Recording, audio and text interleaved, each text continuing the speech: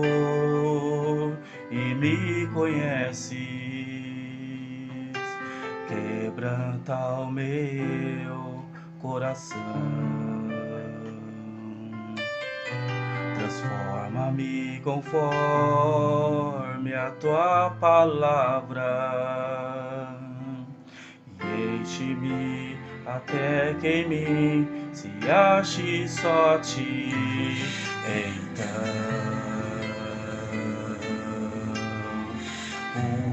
usa-me, Senhor,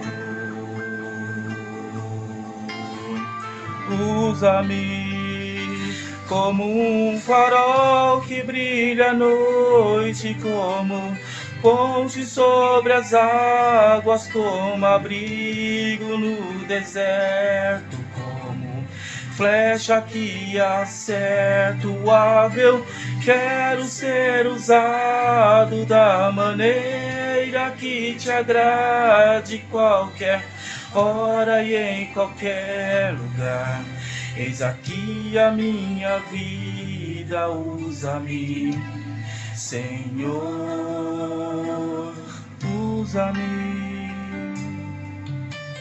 Sonda-me, Senhor, e me conheces. Quebranta o meu coração. Transforma-me conforme a tua palavra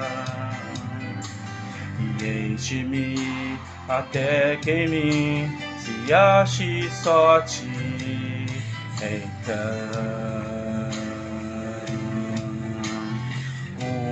usa-me, Senhor,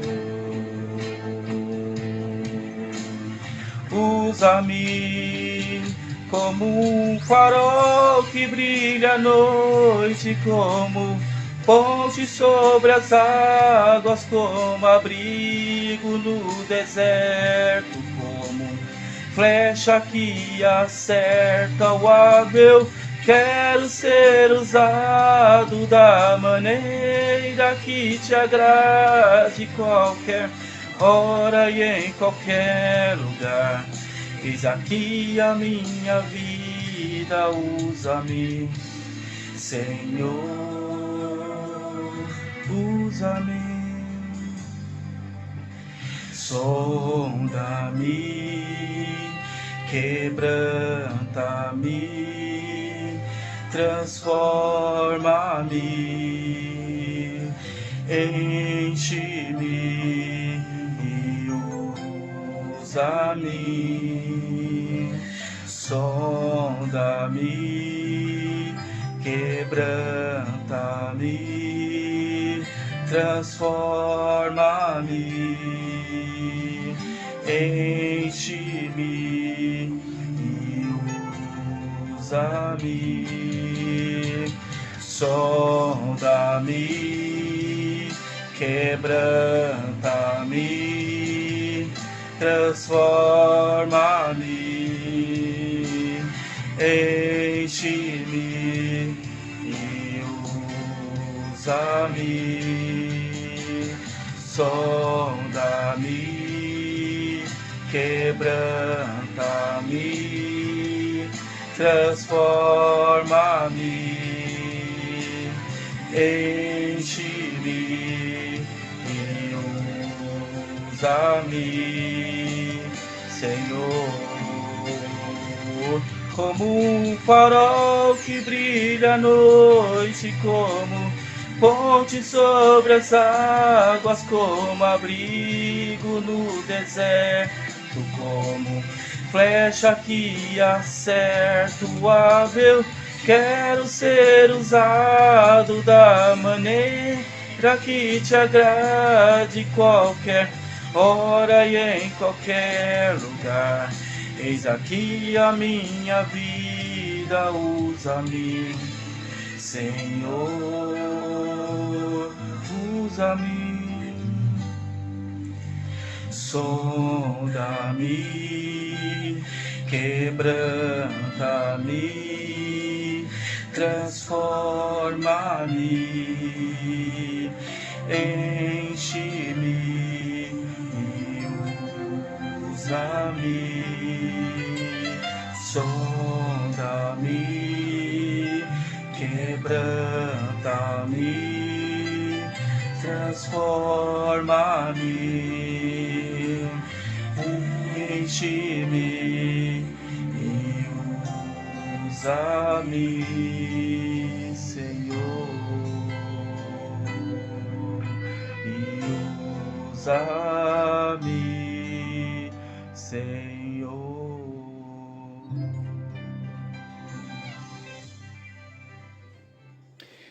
Olá, meus irmãos, muito bom dia. Que alegria podermos dar início à nossa EBD online. Você que está aí nos acompanhando agora pelo link da Igreja Batista Boas Novas de Piraporinha, Diadema. Nós estamos mais um domingo para a nossa 26ª lição sobre o livro de Apocalipse. Não chegamos nem ainda na metade do livro, né? Muito bom poder estudar este livro, um livro que fala realmente, como a gente tem sempre lembrado, é um livro que fala de Cristo, né? E do seu poder e da sua graça e da sua misericórdia e tantas outras coisas aí de fato que demonstra realmente que ele é o Senhor, e como a gente tem olhado, né, os selos e tudo mais, a abertura dos 7 selos, nós estamos olhando agora dentro desse, as 7 trombetas, que fazem parte dos 7 selos, né, as 7 trombetas. Nós olhamos 5 trombetas, fiz assim, né, não é 10 não, é 5. Então nós já olhamos 5 trombetas, hoje vamos olhar a 6ª trombeta. Mas é interessante notarmos dentro disso que ele faz parte dos 7 selos, e os selos nós temos dito que é uma espécie de um documento de propriedade do Senhor. Ele está ali através deste documento que está sendo aberto, estes selos, mostrando de fato que o Senhor é o Rei sobre todas as coisas e que está tudo no controle dele, e que ele é o Senhor sobre essas coisas. E é interessante como o texto vai desenrolando e mostrando que ele está assumindo o seu título de propriedade sobre a terra para o seu governo final, obviamente, né? Ele está, por assim dizer, assumindo aquilo que é seu, embora ele seja ainda, de qualquer maneira, o dono de todas as coisas. Então é interessante só notarmos estas realidades e recordarmos destas realidades, né? Então o livro de Apocalipse tem sido uma bênção estudá-lo, eu tenho aprendido muito, espero que você também, ao nos acompanhar, esteja sendo abençoado, né? É interessante, irmãos, em tempos de pandemia, em tempos que nós estamos vivendo, né, tempos tão difíceis, tempos onde nós não sabemos quando isso vai terminar, ou como isso vai terminar, ou como será o amanhã em relação a essa questão. Mas aí vale lembrar, né, que nós não sabemos como será o nosso amanhã, com pandemia ou sem pandemia. E lembrando, acima de tudo, que independente das circunstâncias que nós estamos vivendo, Deus governa o mundo. Ele continua governando. Isso deve nos dar esperança. Isso deve nos dar alegria. Não importa o que aconteça, não importa a situação que nós estejamos vivendo, ele continua governando. Ele continua sendo Senhor sobre todas as coisas. Nada foge, né, ao controle do nosso Deus. Ele é o Deus grande, ele é o Deus soberano. E isso é tão bom a gente ter essa convicção, é tão bom a gente ter essa certeza. Isso nos traz tanta alegria, tanta satisfação. Que é muito bom olharmos para o estudo de Apocalipse, né? E mais uma vez te agradeço, você que tem acompanhado aí nosso estudo. E nós vamos ler Apocalipse 9. Vamos lá, Apocalipse 9, versículos 13 a 21, onde nós olhamos sobre a 6ª trombeta. Mais uma vez lembrando, as trombetas fazem parte dos selos, faz parte do 7º selo, né? Pior período, por enquanto, por assim dizer, da grande tribulação. 6ª trombeta, que vai nos falar sobre a chacina satânica, né? Nós olhamos a quinta trombeta, semana passada, que falava, né, também, né, do poder dos demônios e tudo saindo, né, aquele poder que estava, por assim dizer, represado, e agora ele, de alguma forma, ele é solto ali naquele período, não que ele não está preso no sentido como alguns acham, mas assim, houve um local onde tudo foi colocado junto, né, aquele poder maligno, e Deus deu vazão a eles, de alguma maneira, para que ele pudesse manifestar-se desta forma na quinta trombeta, né, que nós trouxemos com o tema de o inferno na terra, né, a quinta trombeta. E agora a sexta trombeta, versículos 13 em diante, nós vamos poder então dizer com o tema de a chacina satânica. Chacina satânica. Vamos ler versos 13 a 21 do capítulo 9, que diz: O sexto anjo tocou a trombeta e ouviu uma voz que vinha das quatro pontas do altar de ouro, que se encontra na presença de Deus, dizendo o sexto anjo, o mesmo que tem a trombeta: Solte os quatro anjos que estão amarrados junto ao grande rio Eufrates. Então foram soltos os quatro anjos que estavam preparados para a hora, o dia, o mês e o ano, para que matassem a terça parte da humanidade. O número dos exércitos da cavalaria era de 20.000 vezes, era de 20.000 vezes 10 milhares. Eu ouvi o seu número. Assim, nesta visão, pude ver que os cavalos e os seus cavaleiros tinham couraças cor de fogo, de jacinto e de enxofre. A cabeça dos cavalos era como a cabeça do leão, e da sua boca saíam fogo, fumaça e enxofre. Por meio destes três flagelos, a saber, pelo fogo, pela fumaça e pelo enxofre que saíam da boca dos cavalos, foi morta a terça parte da humanidade, pois a força dos cavalos estava na boca e na cauda deles.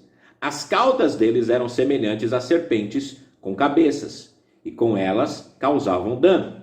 O resto da humanidade, isto é, aqueles que não foram mortos por esses flagelos, não se arrependeu das obras das suas mãos. Eles não deixaram de adorar os demônios e os ídolos de ouro, de prata, de bronze, de pedra e de madeira, que não podem ver, nem ouvir, nem andar. Também não se arrependeram dos seus homicídios, nem das suas feitiçarias, nem da sua imoralidade sexual, nem dos seus furtos. Vamos orar? Deus, muito obrigado pela leitura da tua palavra. Que o Espírito do Senhor nos guie ao entendimento dela agora. Guarda-nos para entendermos e vivermos pelo Senhor, para a glória do teu nome em Cristo. Amém.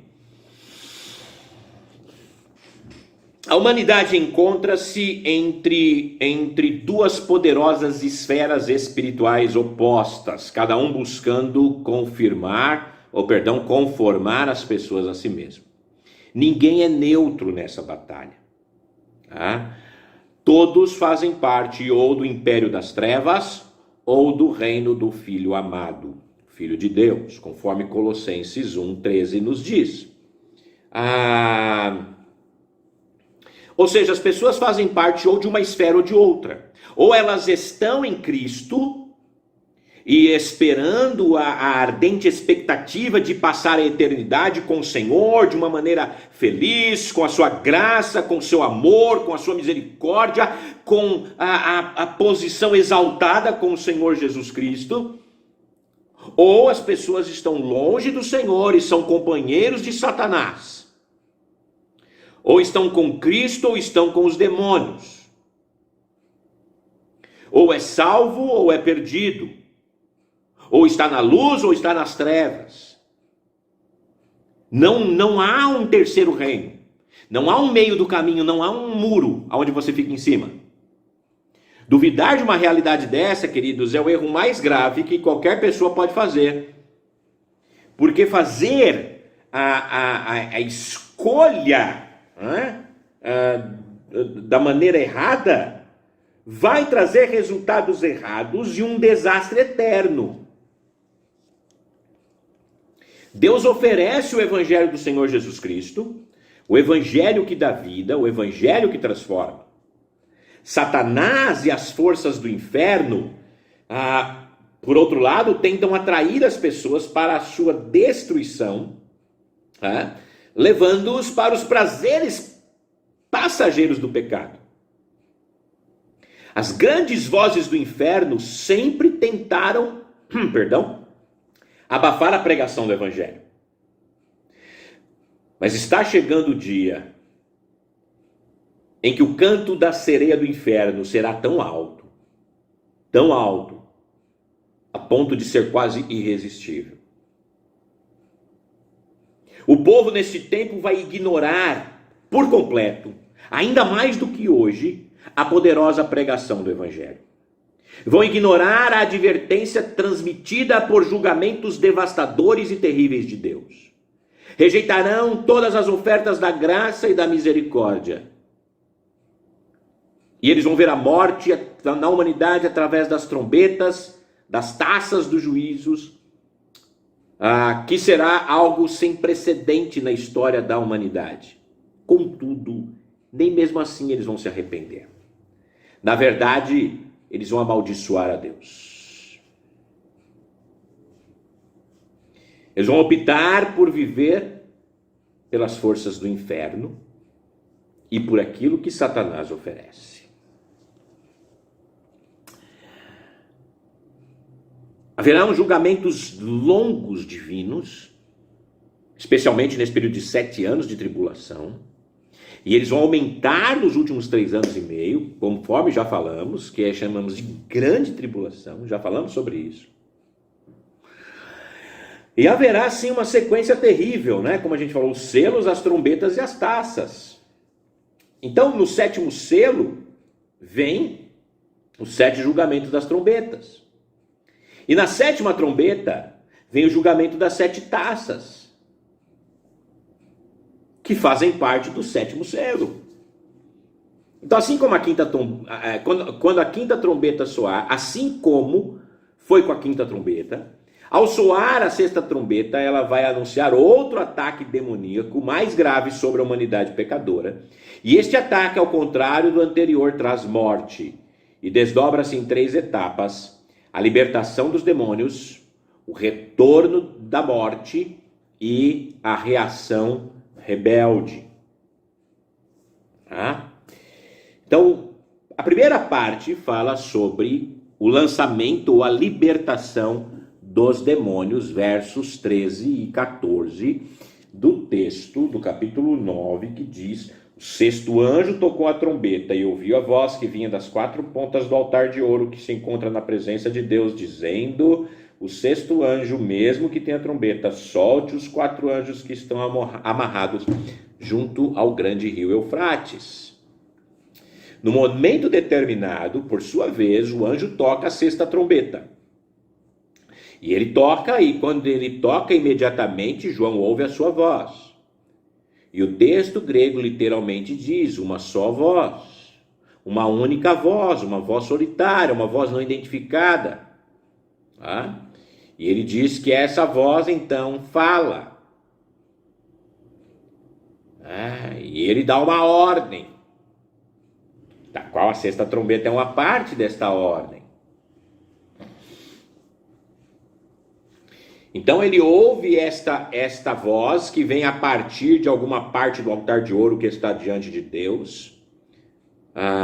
João já tinha visto esse altar. Talvez o mesmo altar ou semelhante ao altar do Velho Testamento, o altar do incenso, que ficava no tabernáculo e também no templo, possivelmente algo semelhante a isto. O altar de incenso queimado, que simbolizava as orações dos povos e a misericórdia de Deus, né? A misericórdia subindo para Deus, na verdade. E então, na visão de João, o altar de ouro tornou-se um altar de intercessão imprecatório dos santos mártires que confessavam ali e gritavam por vingança, sem piedade contra os seus assassinos. Tornou-se o altar do julgamento também, e por aí vai. Mas o altar original de incenso é descrito em detalhes em Êxodo 30, de 1 a 10, tá bom? Êxodo 30, de 1 a 10. Mas, deixando de lado a leitura do texto de Êxodo, como observamos na discussão do capítulo 8 do nosso estudo, o altar de incenso foi localizado na frente do véu que separava o Santo dos Santos, onde a presença de Deus habitava, e o santo lugar. Ninguém, apenas o sumo sacerdote, podia entrar no Santo dos Santos, e só no dia da expiação. Mas o sumo sacerdote podia entrar no lugar santo. E era ordenado a ele queimar incenso no altar do incenso manhã e noite. Enquanto os sacrifícios não eram normalmente oferecidos no altar do incenso, o sumo sacerdote era obrigado a oferecer uma oferta pelo pecado sobre ele uma vez por ano. Isso ilustra a verdade bíblica importante de que a expiação fornece a base para a oração, para a adoração e para a comunhão com Deus.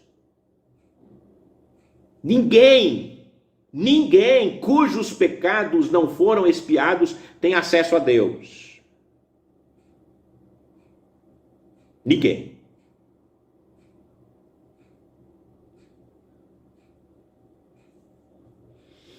A partir do altar, associa-se então aí a misericórdia das palavras de Deus, mesmo em meio a palavras de julgamento. Deus é um Deus compassivo.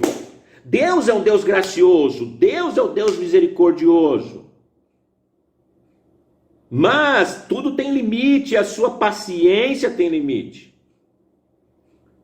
Sua misericórdia tem limite.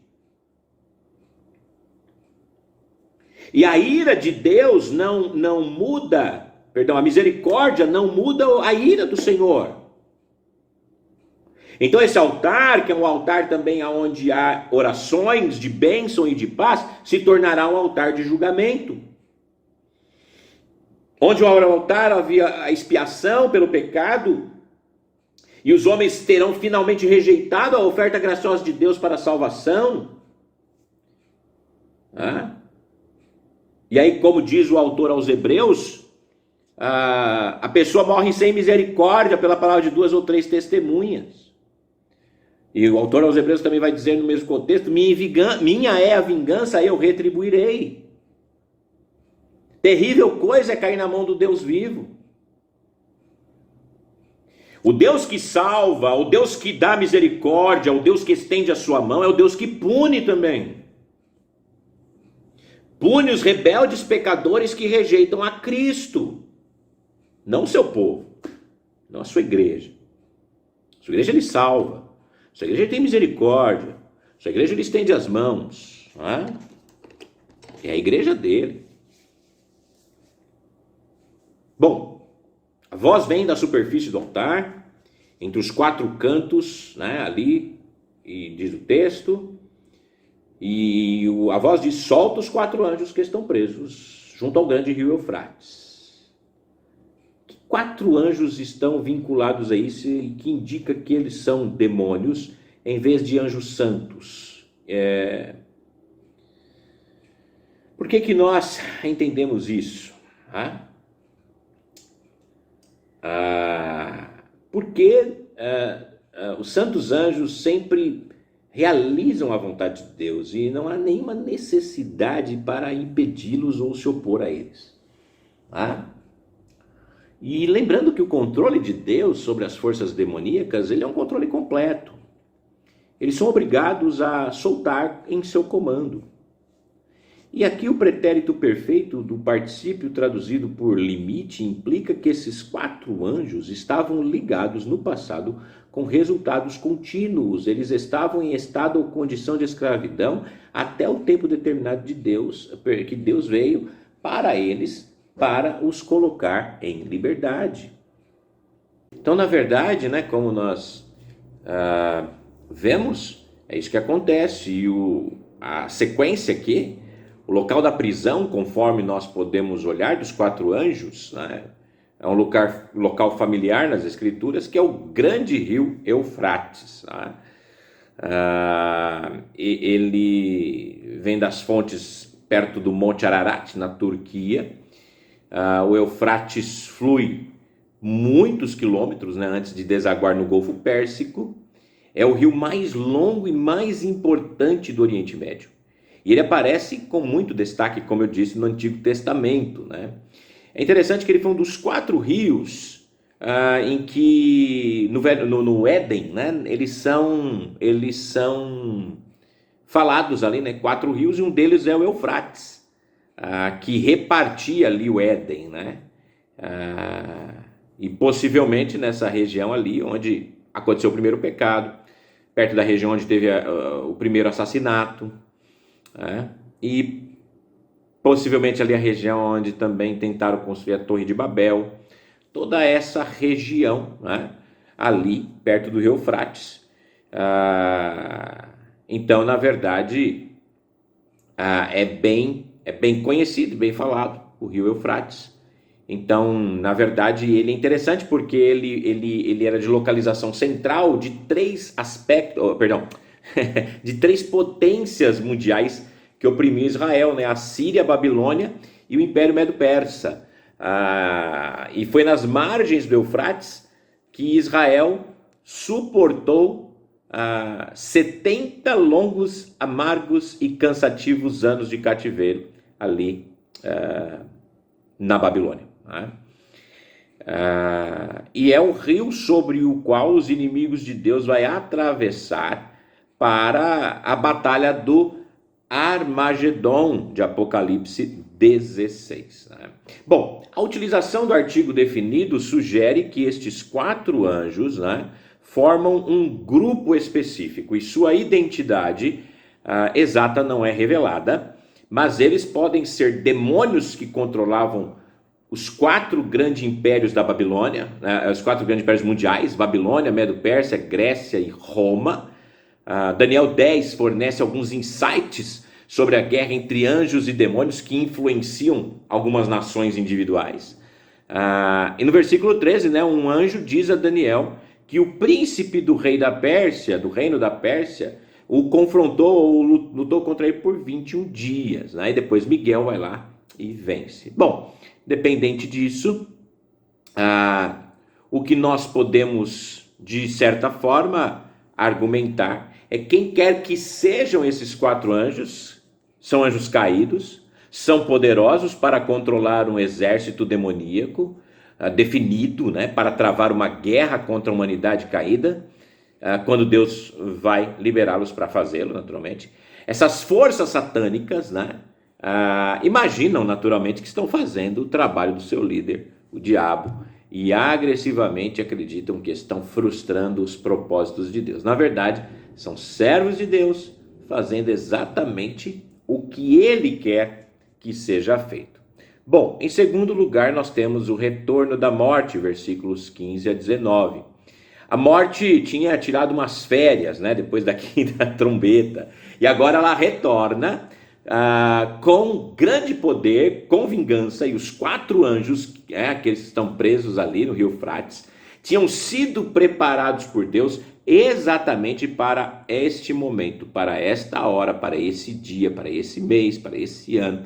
E eles foram liberados no momento pré-determinado por Deus, no exato instante que Deus pré-determinou. Ele vai solicitar o uso destes demônios para o cumprimento pleno do seu plano soberano. E ele vai usá-los para o julgamento contra este mundo. Chocante, né? E é o aterrorizante propósito, né, para a liberação desses demônios, desses líderes de hordas demoníacas, que era matar 1/3 da humanidade, né, os que habitam sobre a terra. Imagina, irmãos, nós estamos apavorados de certa forma e preocupados vendo morrer aí menos de 5%, nem sei se chegamos a isso.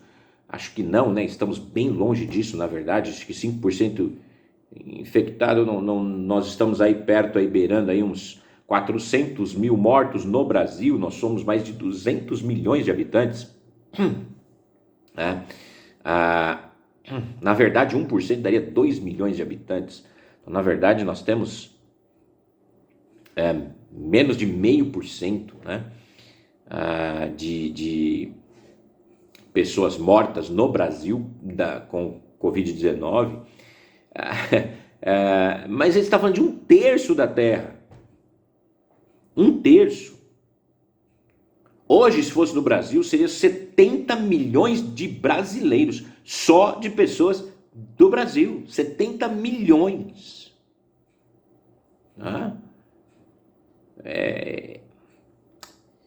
Olha, é terrível, né? É terrível. Embora já tenhamos tido uma parte morta, né, no capítulo 8, quando fala sobre isso também, agora nós temos mais uma parte morta.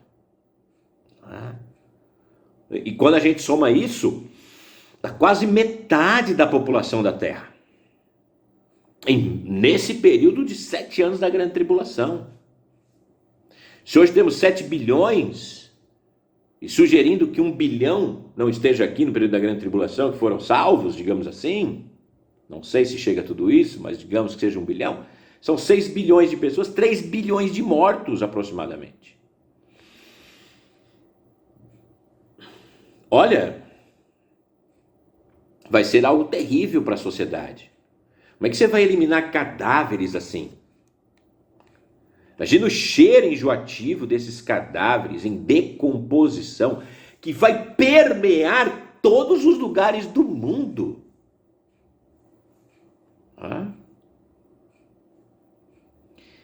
Não vai dar para enterrá-los em valas comuns. Talvez queimar a grande parte deles. Mas imagina o cheiro também deles queimados. Olha, é muita gente morta. Então a morte vem com toda a sua força, com todo o seu vigor, para trazer destruição, para matar as pessoas, para destruí-las de modo geral.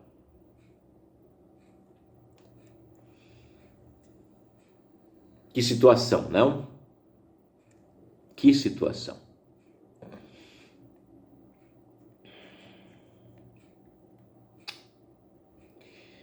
Será um exército, né, de demônios aí destruindo o mundo. Muita gente. Mas antes de escrever os cavalos, né, que o texto também vai descrever, os agentes reais da destruição, né, João brevemente descreve os que estavam sentados sobre ele. E observou que eles tinham couraça de fogo, de jacinto e de enxofre. A cor do fogo é o vermelho, o jacinto azul escuro, ou preto como carmuço, e o do enxofre amarelo sulfuroso. Então descreve a rocha que está inflamada e produz uma chama ardente de gás sufocante.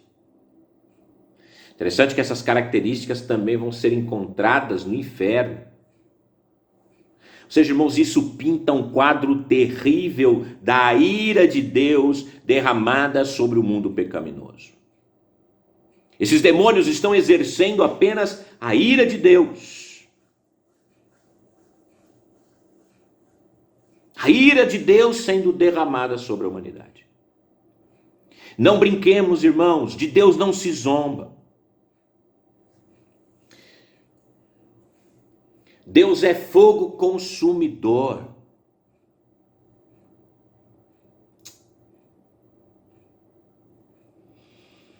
Devemos lembrar disso.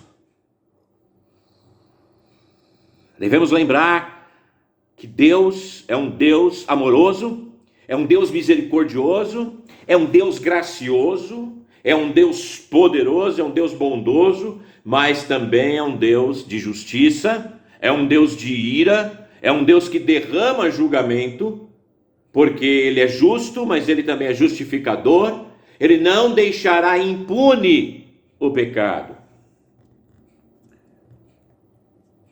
Muito bem, depois o texto também descreve os cavalos, que são frequentemente associados com guerras na Bíblia.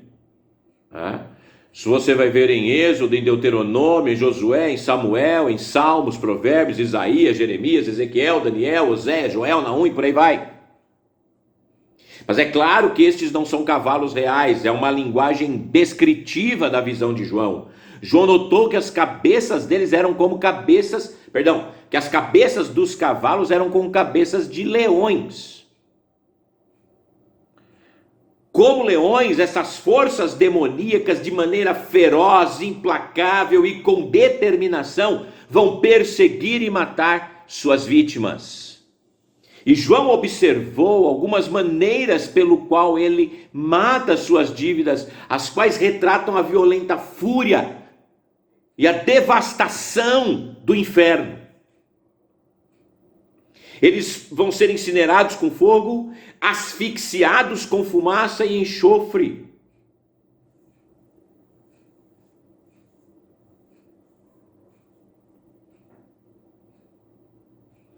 Fogo, fumaça e enxofre que saíam de suas bocas.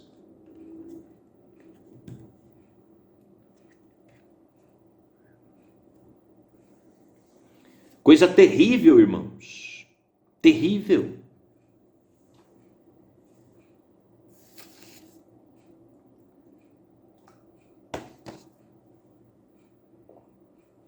Pode-se notar que a palavra aqui, de pragas, ou ideia dessa, ela aparece bastante no Apocalipse. E é um termo dos julgamentos finais destrutivos. Como se a descrição que ele já deu já não fosse assustadora o suficiente.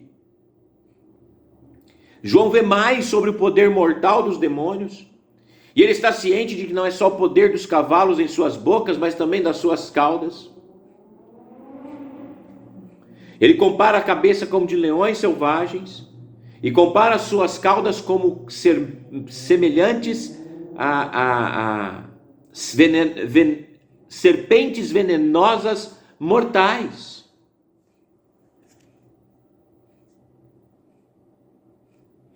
Veja que é algo realmente terrível.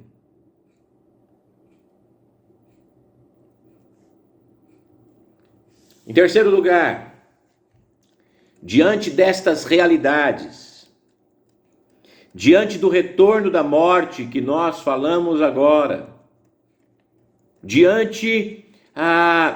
quando nós olhamos para, na verdade, a libertação dos demônios, qual será a reação diante disso?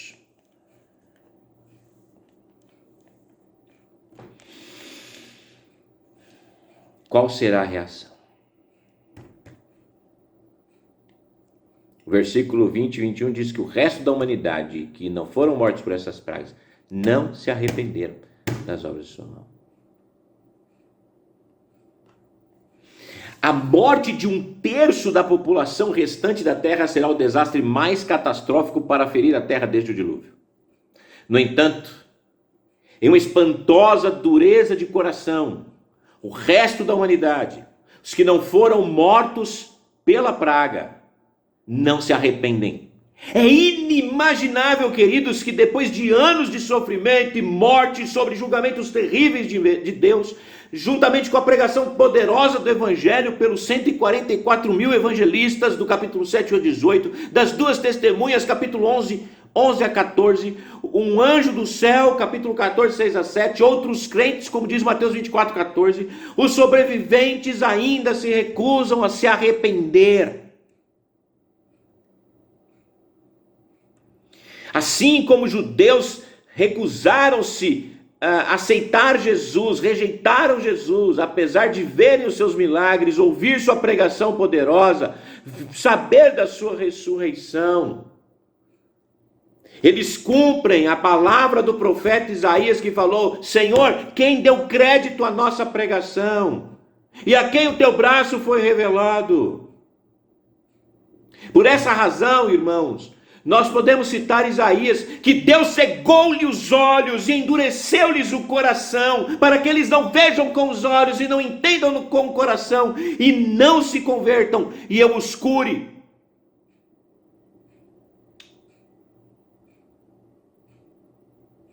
Eles falharam em acatar a advertência da Bíblia. Hoje, se ouvirdes a sua voz, não endureçais os vossos corações.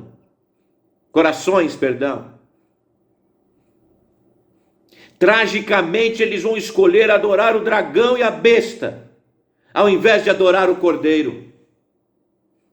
E tem sido assim por toda a história. Os homens têm adorado a criatura e não o Criador. Os homens têm adorado deuses de barro e não o Senhor dos céus e da terra.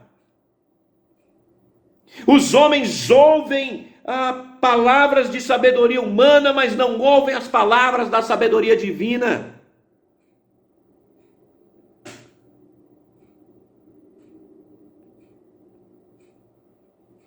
João conclui esse relato dessa visão incrível e ele enumera alguns pecados que representam a rebeldia dos que recusaram se arrepender.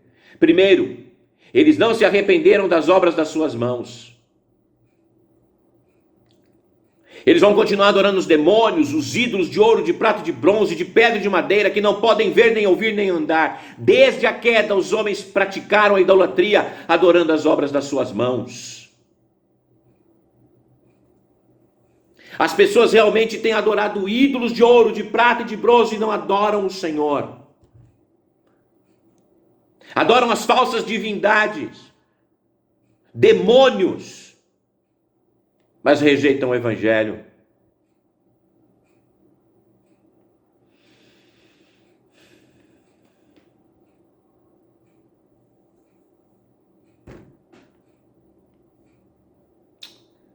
Triste realidade.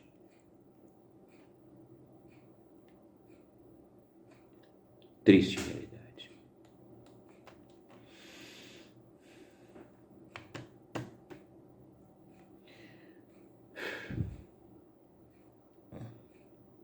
Também, João descreve um segundo, além da idolatria, crimes violentos como homicídios. O homem continuará e piorará sem qualquer senso de moralidade, do bem e do mal. Serão pessoas impenitentes. Também João descreve o terceiro pecado. As feitiçarias, ele é chamado aqui. Algo que deveria produzir, algo que deveria ser bom, por assim dizer, ou que parece ser bom, mas que na verdade não leva a cura, mas leva à perdição.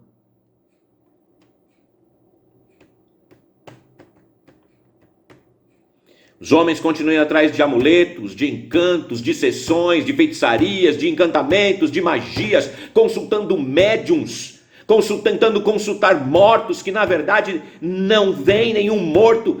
Quem vem nada mais é do que o próprio Satanás, ou um dos seus demônios. Estão atrás da idolatria pagã, da luxúria, da sedução do pecado. Quarto pecado do qual o não regenerado irá se recusar a se afastar é a imoralidade. O pecado sexual, a fornicação, adultério, estupro, a homossexualidade, perversões sexuais indescritíveis correrão solta naquele período. Finalmente, as pessoas se recusam a arrepender-se dos seus furtos.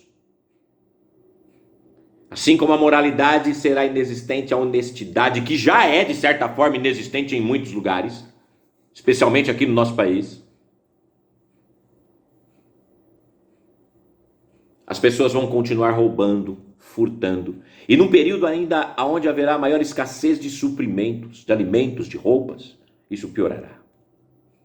Sob a influência enorme de Satanás e dos seus demônios, o mundo vai descer a um pântano da falsa religião, do assassinato, da perversão sexual, do crime sem paralelo na história da humanidade. E é preocupante perceber que o Senhor um dia há de vir para executar juízo sobre todos e convencer a todos os ímpios de todas as obras de impiedade que fizeram neste mundo ímpio e de todas as suas palavras erradas que os ímpios pecadores disseram contra ele.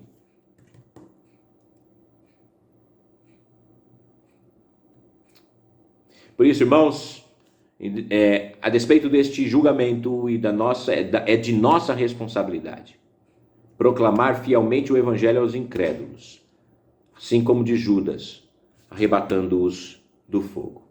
Que Deus te abençoe, que Deus te dê um ótimo domingo. Convido você a estar conosco hoje no nosso culto na rua Júlio Campos Rodrigues, número 180, no bairro de Piraporinha, na cidade de Diadema, Igreja Batista Regular Boas Novas. Você é o nosso convidado. Esteja conosco a partir das 18 horas. Que Deus possa te abençoar. Você quiser estar conosco hoje, então venha, tá bom? Uma boa semana. Que Deus esteja com você e que você possa buscar sempre a graça dele em todas as coisas. Um forte abraço, um bom domingo, boa semana. Até domingo que vem, se Deus quiser. Tchau, tchau.